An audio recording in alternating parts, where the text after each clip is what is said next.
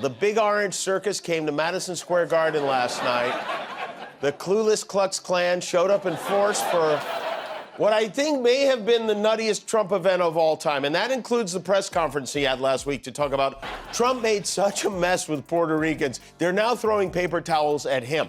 It was ugly, it was mean, it was hateful, it was racist, anti-Semitic, it was stupid. They really pissed off Puerto Ricans to the point where Bad Bunny had to get involved, and that's when you know you got a problem. Raise your hand if you've ever been personally victimized by Donald Trump's tweets. No? Well, Jimmy Kimmel just joined that exclusive club, and boy, is it a doozy. Before we move on, I'd like to ask you a small favor. If you appreciate this content, please take a second to like this video and subscribe to the channel. Over 98% of you watch the videos without subscribing. It costs you nothing, but it makes a huge difference to us. So, did you click the subscribe button? Great, thank you so much. Now, back to the video. We've all had that moment when we've said something we thought was funny, only to have it backfire spectacularly. But imagine if that backfire came from the President of the United States. Kimmel's living it, and we're here for the aftermath. Picture this: Trump strutting into Madison Square Garden like a rodeo clown who raided a spray tan booth. The arena's packed tighter than a MAGA hat on a sunburned scalp, with fashion choices that'd make Project Runway judges weep. I'm disappointed because I remember a time when Dr. Phil thought Donald Trump was a dangerous narcissist, and the reason I remember it is because he said it to me. I just wonder if he might lack in diplomacy. I see. And do you think that he is a narcissist? Do you think would you say that he is a narcissist? What a rally this, what a lineup this.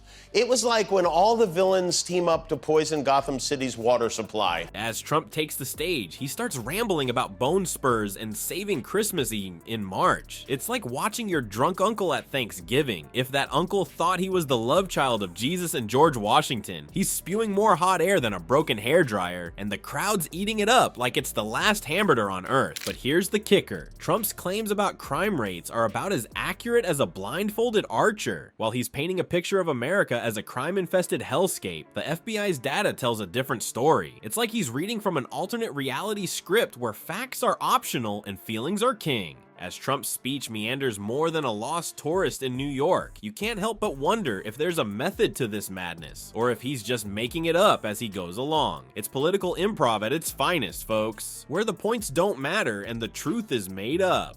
But wait, there's more. They better not. Try again.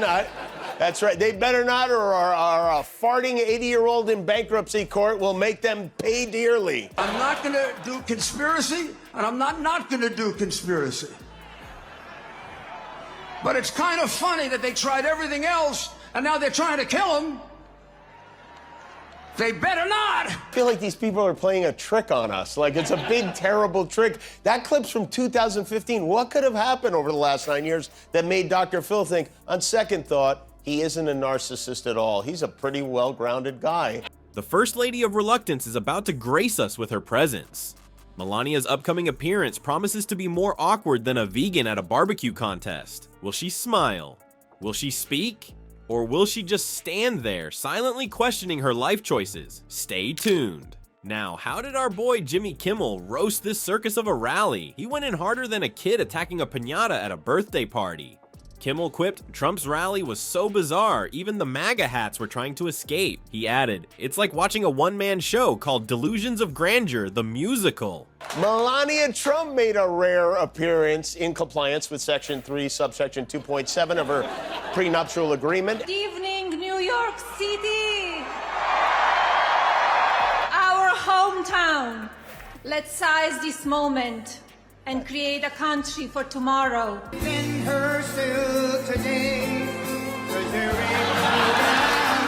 To me, there's nothing more beautiful than watching a man and his wife try not to smudge each other's bronzing cream, you know? But Kimmel wasn't done. He served up more burns than an overworked fry cook, saying Trump's speech was so long and rambling, even C-SPAN considered switching to infomercials. Ouch. That's gotta sting more than the aftermath of Trump's tanning session. Speaking of reluctant appearances, let's talk about Melania, because nothing says happily married quite like looking like you'd rather be anywhere else, right? Ladies and gentlemen, witness the greatest disappearing act since Houdini, Melania Trump's enthusiasm for public life. 1 minute minute she's there, the next, poof, gone faster than Donald's hairspray in a windstorm. But what's really going on behind those designer sunglasses? Enter Melania Trump, the First Lady of Reluctance, making her rare appearance at Madison Square Garden. She looked about as thrilled as a cat being forced to take a bath in a tub full of ice cubes. As Trump tried to play happy families, Melania stood there, frozen, probably daydreaming about being literally anywhere else. Maybe on a beach, or in a bunker, anywhere but next to the orange tornado of chaos. Now, let's talk about that awkward moment when Trump tried to hold Melania's hand. She had that deer in the headlights look, like she'd just realized she left the oven on 4 years ago. Body language experts say her greeting to Trump was colder than a penguin's toenails. It was less, "Honey, I'm home," and more,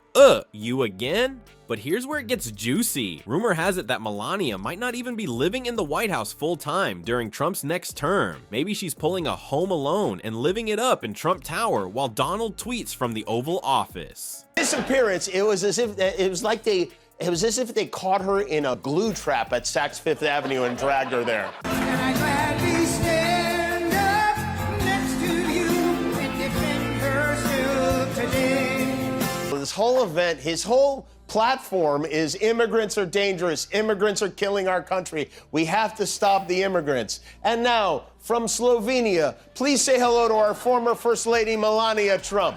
Jimmy Kimmel couldn't resist poking fun at Melania's absence from traditional events. He joked that she skipped tea with Jill Biden due to a scheduling conflict. Yeah, right. More like a I'd rather eat glass conflict. Melania's spokesperson has been tighter-lipped than a clam in a vice grip about her feelings towards her political role. But you know what they say, silence speaks louder than words. And Melania's silence? It's screaming louder than Trump at a rally. But the real kicker? Kimmel went all in on Melania's recent merchandise ventures. He quipped about her $600 necklace, suggesting her public persona is as fake as the pearls she's selling. Ouch, that burn's gotta hurt more than walking in those sky-high heels she loved. Now let's talk about the real victim here. Melania's prenup. It's probably seen more rewrites than Trump's Twitter drafts. Poor thing's working overtime. So here's the deal with the Trump show. It's like a reality TV series that never ends, but Melania might just be the secret genius in all of this. While Trump's out there tweeting up a storm and causing more drama than a soap opera marathon, Melania's playing it cool. Her silence? It's louder than Trump's hairspray. But let's be real for a second. As much as we're all having a good laugh at this political circus, there's some serious stuff at stake here. We've got issues bigger than Trump's ego to deal with. Healthcare, climate change, you name it. So while we're cracking jokes about Trump's spray tan and Melania's escape plans, let's not forget to pay attention to the stuff that really matters. After all, the future of the country is no laughing matter, even if the politicians sometimes are.